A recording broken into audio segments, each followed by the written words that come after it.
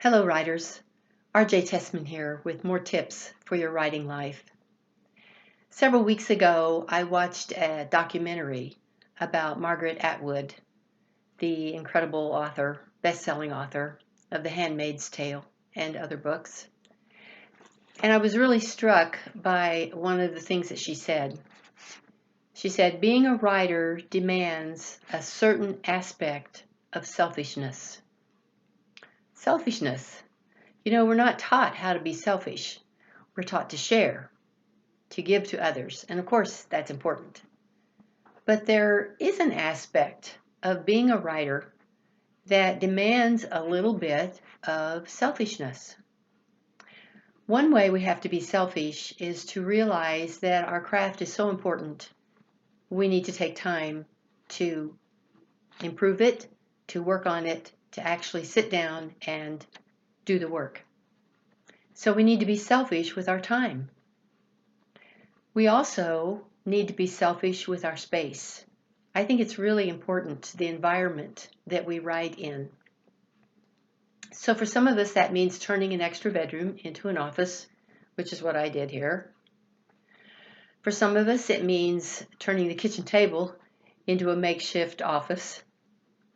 For some, it means buying a different place and when you buy, being aware of what kind of an office you can make.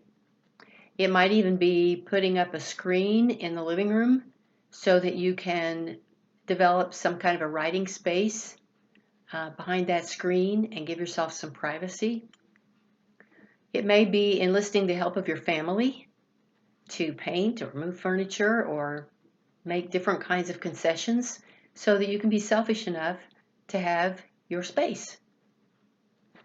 I think being selfish as a writer also means that we have to learn the value of the word no.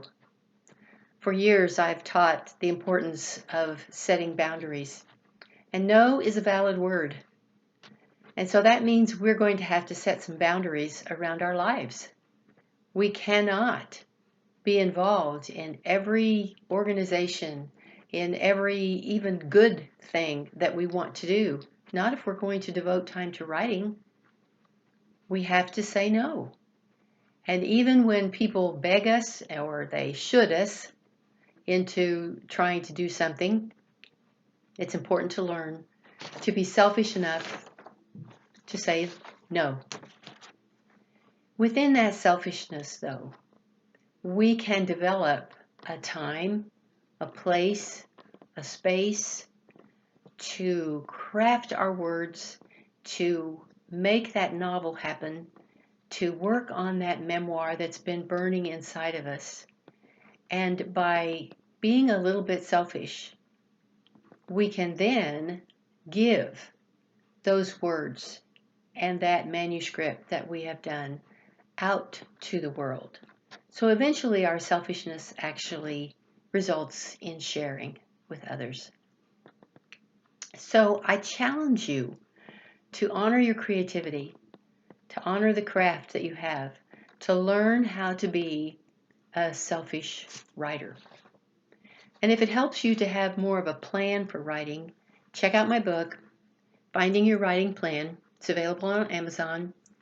It's not very thick. It's just a booklet, but it has all kinds of different ideas for developing a plan to help you get your writing done and avoid procrastination.